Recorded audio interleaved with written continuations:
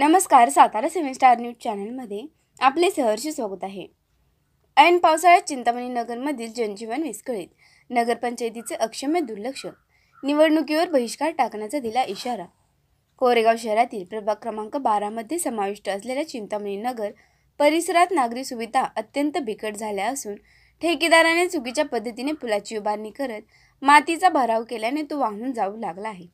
ऐन पावसाळ्यात जनजीवन विस्कळीत झाले आहे। नागरिकांनी नगरपंचायतीच्या नावाने टाहो फोडला असून आमच्याकडे लक्ष न दिल्यास किंवा आंदोलन छेडण्याचा इशारा दिला आहे। त्याचबरोबर येणाऱ्या निवडणुकीवर बहिष्कार टाकण्याचा इशारा दिला आहे। चिंतामणी नगर परिसरात पावसाळ्यामध्ये नागरिकांचे मोठे हाल सुरू आहेत। नागरिकांनी वारंवार तक्रारी करून देखील नगरपंचायतीने त्याची दखल घेतली नाही। लोकप्रतिनिधी अथवा प्रशासकीय अधिकारी इकडे फिरकायला मागत नाही। अखेरीस नागरिकांनी राष्ट्रवादी काँग्रेस पक्षाचे प्रमुख पदाधिकारी आणि सामाजिक कार्यकर्ते दिनेश सनस यांच्या निदर्शनास ही बाब आणून दिली। त्यांनी शनिवारी दुपारी 4:30 वाजण्याच्या सुमारास नागरिकांसह संपूर्ण चिंतामणी नगर परिसराची पाहणी केली। संपूर्ण परिसर चिखलातून तुडवत त्यांनी निकृष्ट दर्जाच्या विकास कामांची पाहणी केली आणि तीव्र शब्दात संताप व्यक्त केला।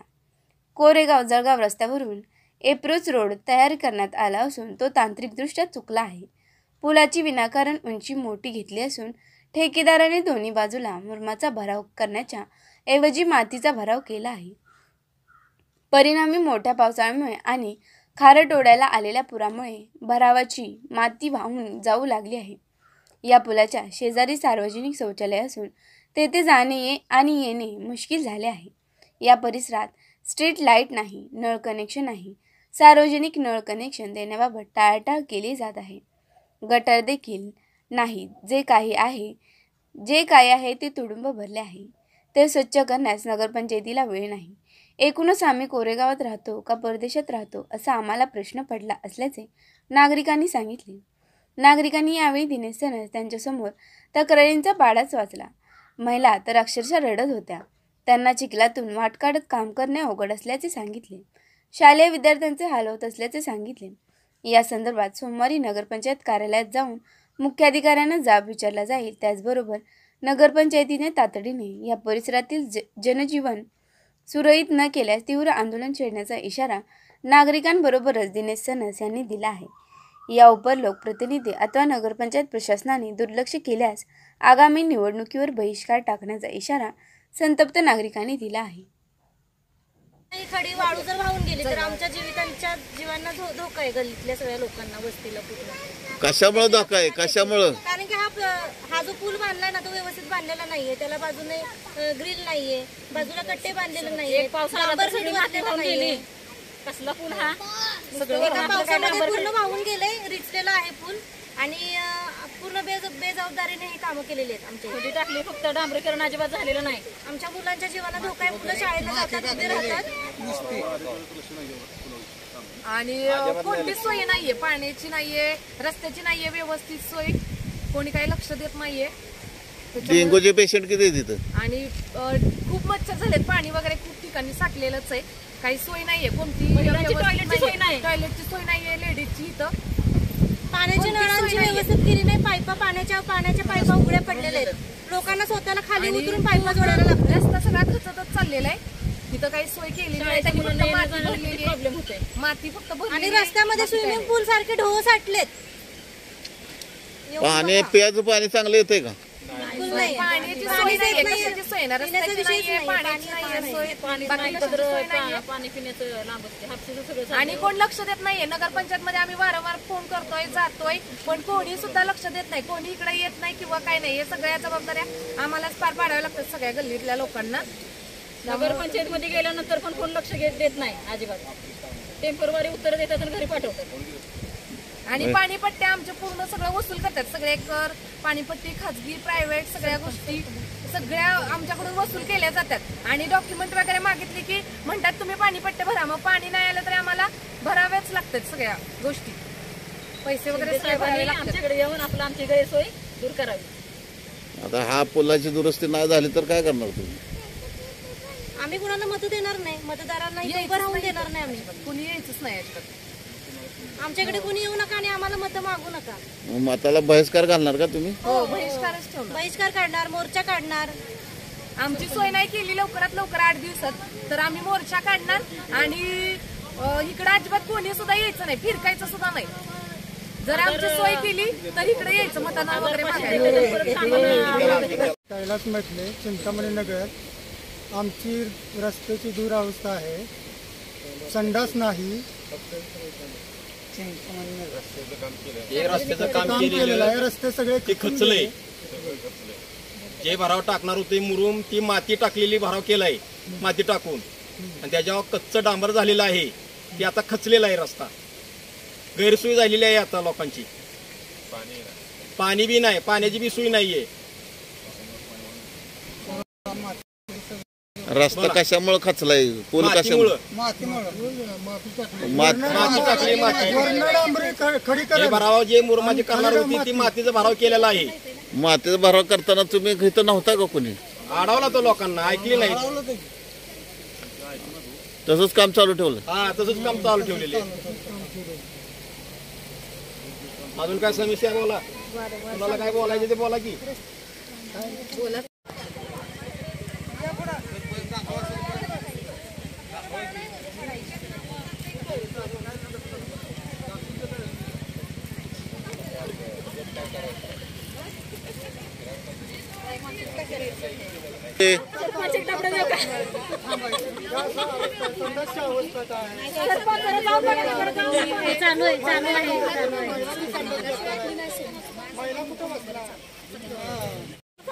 सगळ्यांना या की जरा सगळ्यांनी सामील व्हायच्यामध्ये. काय आता दिसतंय का पावसात असं सांडपाणी जर साठलं तर मच्छर व्हायला काही वेळ लागेल का? डेंग्यूच्या अगोदर पेशंट कोरेगाव मध्ये किती आहेत? आजूबाजूला जर लहान मुलाच्या आजारी पडली तर किती अवघड परिस्थिती.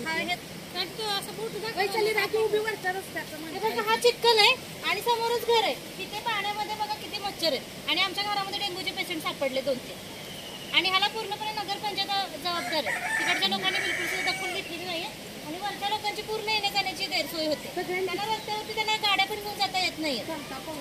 आणि हे जे रस्ते बघा उकरून ठेवलेत डांबरीकरण करायचं म्हणून, पाईपलाईन टाकली आणि चांगले बांधीव रस्ते उकरून टाकलेत.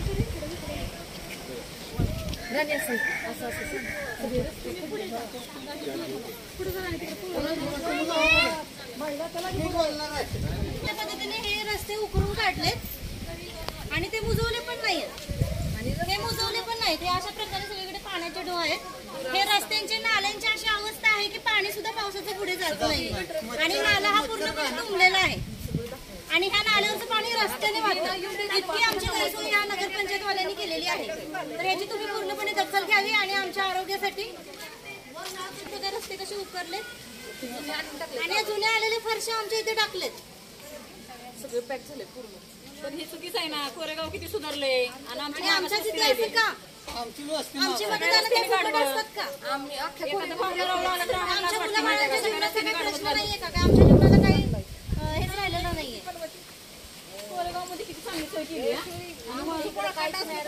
पूर्णपणे सगळं खराब आहे. पूर्णपणे सगळं पाणी जातंय, गटरे वगैरे तुंब भरलेले, त्याच्यातून पाणी जात नाही. पूर्ण गटरांचं वगैरे पाणी सगळं रस्त्यावरती येतंय आणि पाक घरामध्ये पण शिरतंय सगळ्यांच्या.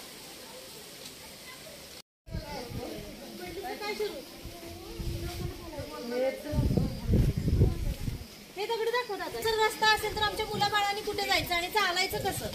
दिवस रात्र रात्रीच्या 7 नंतर आम्हाला टॉर्च घेऊन फिरावं लागतं रस्त्यावर. आमची लहान लहान मुलं कितीतरी वेळा पडलेत त्या दगडांमध्ये. इतकी गैरसोय आमची केलेली आहे. कशासाठी? मतदान नाही करायचं, अजिबात येऊन द्यायचं नाही. कुणी पण येते अजिबात, सगळी माणसं बिनसं तिथणार अजिबात येऊन द्यायचं नाही. कुठले पण असले ना तरी आपण आपल्याला काही घेणं नाहीये कुठल्या पार्टीची. आमची सोय करा, प्रशासनाने आमची सोय केली पाहिजे व्यवस्थितपणे. सगळीकडे झाली, आम्ही सगळ्यात शेवट आहे आणि कोरेगावमध्ये एकमेव अशी आमचा एरिया आहे की त्याची कसलीच सोय केली नाही, कोणत्या प्रकारेच नाही केली.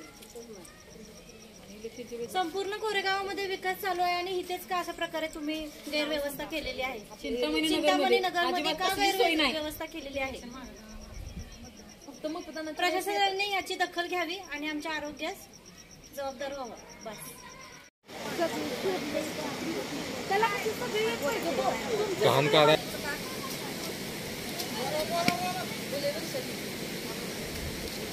चिंतामणी नगरमध्ये आमची पोतळाची वस्ती आहे. तिथं अजिबात आमची काही सोय नाही. आमची रस्त्याची कामं नाहीत, गटराची कामं नाहीत, पाण्याची सोय नाही, कसली सोय नाही. आमच्या लहान मुलांना येता जाताना किती प्रॉब्लेम होते. इथे एवढं पाण्याचे खड्डे साठलेले आहेत. आम्हाला पाण्याची सोय नाही. ते आमच्या हापशी पशी बघा फोटो बिटो काढून किती गुडगा पाणी तुंबलेलं आहे. त्यातनंच आमचे लोक पाणी भरतात. पाणी एकदम काही बघा सगळं गटर बिटर कसं आहे यातच लोक पाणी भरतात. कारण इथं पाण्याची सोयच नाही कुणाला. एकाच हापशे सगळेजण पाणी पितात. खालची वरची आळी सगळीकडे जात नाहीत म्हणून स्वखर्चानं आमच्या स्वतःच्या पैशानं आम्ही मुरुम बिरून टाकलेलं आहे. माहिती आहे का? तेव्हा इथं माणसांना यायला जायला येत होतं. नाहीतर जे माणूस येईल ना ते घसरून पडायचं. जे माणूस येईल ते घसरून पडायचं. आपल्या रस्त्याची मंजुरी झाली आहे, तरी पण कामं केली नाही. हड सगळा रस्ता उचलून ठेवलेला आहे. अजिबात सोय नाही चालायची. सगळा चिखलच आहे. कसं लहान पोरांनी जायचं सांगा मला. लाईटीची सोय नाही वैशाली. लाईट तर अजिबात नाही. एका पण ठिकाणी बल्ब नाही. सगळे अंधारात आहेत. मागासवर्गीय वस्ती असून आमच्या इथे काय सोय नाही. माहिती आहे का? लाईटीचं बिटीचं कनेक्शन असून आम्हाला एक सुद्धा बल्ब लावून देत नाही तिथं कोण.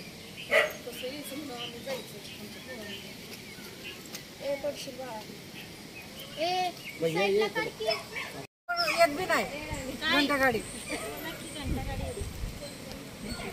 रस्ता वळवता येत नाही म्हणून घंटा गाडी वरती येत नाही आमच्याकडे. आणि आम्हाला कचरा कुठं बी टाकावा लागतो आम्हाला. ती चाकं अशी रवतायत बघा चिखलामध्ये. त्यामुळे घंटागाडीवर येत नाही. ठेवलाय नुसता रस्त्याला खड्डे करून ठेवला ते नळाचं आणि पाईपलाईन ते लोक फक्त येऊन स्कॅनचा फोटो काढून जातात. स्कॅनचा फोटो काढून जातात. कचरा तर आमचा कधी नेतच नाही. फक्त स्कॅनचा आमचे फोटो काढून जातात. त्याला फोटो कशाला काढून द्या तुम्ही? किती वेळा अडवलं तरी ती पोरग येते आणि फोटो काढून जाते. जिथं गाडी